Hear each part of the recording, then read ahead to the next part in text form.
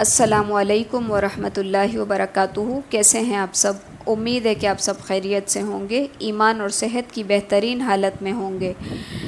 جی تو چلتے ہیں اپنے لیسن کی طرف۔ نحمدہ ونصلی علی رسولہ الکریم، اما بعد، اعوذ باللہ من الشیطان الرجیم، بسم اللہ الرحمن الرحیم، رب اشرح لی صدری ویسر لی امری واحلل عقدۃ من لسانی یفقہوا قولی، رب زدنی علما، رب زدنی علما، رب زدنی علما، آمین یا رب العالمین۔ بسم اللہ الرحمن الرحیم۔ سل بنی اسرائیل، پوچھو بنی اسرائیل سے، کم آتیناہم، کتنی دی ہم نے ان کو، من آیۃ بینہ، روشن نشانیوں میں سے۔ اس آیت کے اندر آیۃ بینہ سے مراد وہ معجزات ہیں جو موسیٰ علیہ السلام کو دیے گئے۔ موسیٰ علیہ السلام کو کون کون سے معجزات دیے گئے؟ مثلاً عصائے موسیٰ،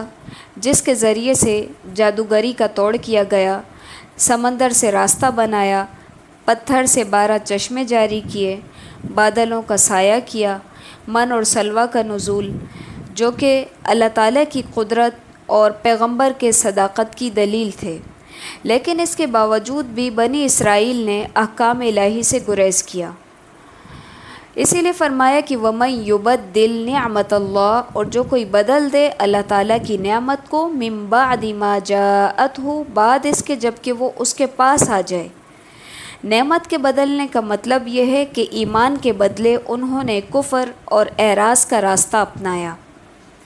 تو یعنی جو شخص ایمان کے بدلے کفر کا راستہ اپنائے تو فَإِنَّ اللَّهَ شَدِيدُ الْعِقَابِ، ایسے لوگوں کے لیے اللہ تعالیٰ سخت سزا دینے والے ہیں۔ زُيِّنَ لِلَّذِينَ كَفَرُوا، مزین کر دی گئی ان لوگوں کے لیے جنہوں نے کفر کیا، الحیات الدنیا، دنیا کی زندگی، وَيَسْخَرُونَ مِنَ الَّذِينَ آمَنُوا، اور وہ مذاق اڑاتے ہیں ان لوگوں کا جو ایمان لائے۔ چونکہ مسلمانوں کی اکثریت غرباء پر مشتمل تھی جو دنیاوی آسائشوں اور سہولتوں سے محروم تھے، اس لیے کافر یعنی کہ قریش مکہ ان کا مذاق اڑاتے تھے۔ اور یہ صرف اس زمانے کی بات نہیں ہے، بلکہ آج کے دور میں بھی ایسا ہی ہوتا ہے کہ اگر کوئی غریب شخص دیندار ہو تو اس کا مذاق اڑایا جاتا ہے کہ ان لوگوں کے پاس کرنے کا کوئی اور کام نہیں ہے، اس لیے اب یہ دیندار بن گئے ہیں۔ تو ان باتوں کے اوپر رنجیدہ نہیں ہونا چاہیے، کیونکہ یہ بڑی پرانی روش رہی ہے کفار کی، اور کفار مذاق اڑایا کرتے تھے ہم سے بہتر ہستیوں کا، کیونکہ صحابہ اکرام کا مذاق اڑاتے تھے جو کہ ہم سے ہر لحاظ سے بہتر ہستیاں تھیں۔ پھر اسی لیے اللہ تعالیٰ نے فرمایا کہ وَالَّذِينَ اتَّقَوْا، اور وہ لوگ جنہوں نے تقویٰ کیا، فَوْقَهُمْ يَوْمَ الْقِيَامَةِ، اوپر ہوں گے ان کے قیامت والے دن، وَاللَّهُ يَرْزُقُ مَن يَشَاءُ بِغَيْرِ حساب، اور اللہ تعالیٰ رزق دیتا ہے جس کو چاہتا ہے بغیر حساب کے۔ اہل ایمان کے فقر اور سادگی کا کفار جو استہزاء اور تمسخر اڑاتے تھے، اس کا ذکر فرما کر کہا جا رہا ہے کہ قیامت والے دن یہی فقراء اپنے تقوی کی بدولت بلند و بالا ہوں گے، اور بے حساب روزی کا تعلق جو ہے وہ آخرت کے علاوہ دنیا سے بھی ہو سکتا ہے، کیونکہ چند ہی سالوں کے بعد ہی اللہ تعالیٰ نے انہی فقراء پر فتوحات کے دروازے کھول دیے جن کا لوگ مذاق اڑایا کرتے تھے۔ جب فتوحات کے دروازے کھلے تو جو دنیا کا سامان تھا وہ ان کو وافر مقدار میں ملا، یعنی کہ دنیا کا سامان اور رزق جو تھا وہ بہت زیادہ اس کی فراوانی ہو گئی تھی اس وقت۔ پھر کان الناس امۃ واحدہ، تھے لوگ ایک امت، فبعث اللہ النبیین، تو بھیجا اللہ تعالیٰ نے نبیوں کو، مبشرین خوشخبری دینے والا، ومنذرین اور ڈر سنانے والا، یعنی کہ ابتدا میں سب لوگ توحید پر تھے۔ آدم علیہ السلام سے نوح علیہ السلام کے زمانے تک، یعنی کہ 10 قرون تک لوگ توحید پر تھے، جس کی تعلیم انبیاء علیہ السلام دیتے رہے تھے۔ وَأَنزَلَ مَعَهُمُ الْكِتَابَ بِالْحَقِّ، اور نازل کی ساتھ ان کے کتاب حق والی، لِيَحْكُمَ بَيْنَ النَّاسِ، تاکہ وہ فیصلہ کریں درمیان لوگوں کے، فی مختلف فی، اس میں جو انہوں نے اختلاف کیا، وَمَا اخْتَلَفَ فِيهِ، اور نہیں اختلاف کیا اس میں، إِلَّا الَّذِينَ، سوائے اس کے ان لوگوں نے، أُوتُوهُ مِن بَعْدِ، جو دیے گئے تھے اس کے بعد، مَا جَاءَتْهُمُ البینات، بعد اس کے جب کہ آ گئی ان کے پاس روشن نشانیاں، بغیم بینہم، ضد کی وجہ سے آپس کی۔ 10 قرون کے بعد کیا ہوا کہ شیطان نے ان کے اندر وسوسہ اندازی کی، اور جس کے سبب اختلاف پیدا ہوا۔ جب اختلاف پیدا ہوا تو فرقے فرقے ہو گئے، تو اسی وجہ سے اللہ تعالیٰ نے نبیوں کو کتابوں کے ساتھ بھیجا تاکہ وہ لوگوں کے درمیان اختلافات کا فیصلہ کریں اور حق اور توحید کو واضح کر دیں۔ اختلاف ہمیشہ رائے حق سے انحراف کی وجہ سے ہوتا ہے، اور اس انحراف کا جو وجہ ہوتی ہے وہ ہوتا ہے بغض اور اناد۔ تو امت مسلمہ میں بھی جب تک یہ انحراف نہیں آیا تھا، یہ امت اپنی اصل پر قائم تھی اور اختلافات کی شدت سے محفوظ تھی، لیکن تقلید اور بدعات نے حق سے گریز کا جو راستہ کھولا، اس سے اختلافات کا دائرہ پھیلتا اور بڑھتا چلا گیا، یہاں تک کہ اتحاد امت ایک ناممکن چیز بن کے رہ گیا۔ فَهَدَى اللَّهُ الَّذِينَ آمَنُوا، تو ہدایت دی اللہ نے ان لوگوں کو جو ایمان لائے، لِمَا اخْتَلَفُوا، اس میں جو انہوں نے اختلاف کیا، فِيهِ، اس میں، من الحق، حق سے،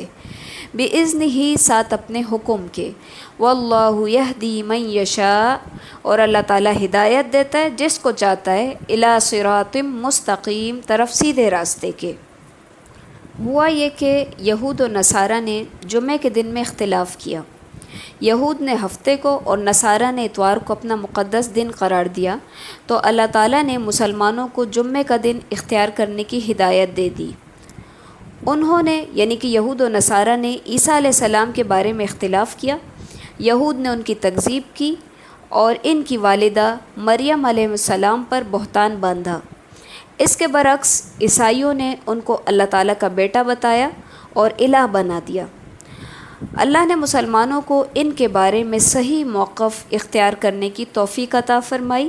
کہ وہ اللہ کے پیغمبر اور اس کے فرما بردار بندے تھے۔ ابراہیم علیہ السلام کے بارے میں بھی انہوں نے اختلاف کیا، ایک نے یہودی اور دوسرے نے نصرانی کہا۔ مسلمانوں کو اللہ تعالیٰ نے صحیح بات بتائی کہ وہ حنیفہ مسلمہ تھے، اور اس طرح کے دیگر کئی مسائل میں اللہ تعالیٰ نے اپنے اذن، یعنی اپنے فضل سے مسلمانوں کو صراط مستقیم کی طرف رہنمائی کی۔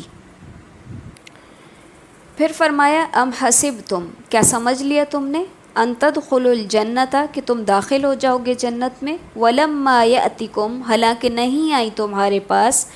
مثل الذین خلوا من قبلکم، مثال ان لوگوں کی جو گزر چکے تم سے پہلے، یعنی ان لوگوں کی مثل ابھی تک تمہارے پاس کچھ بھی نہیں آیا جو تم سے پہلے گزر چکے تھے۔ مستہم البأساء، پہنچی ان کو بیماریاں، والضراء، اور تکلیفیں،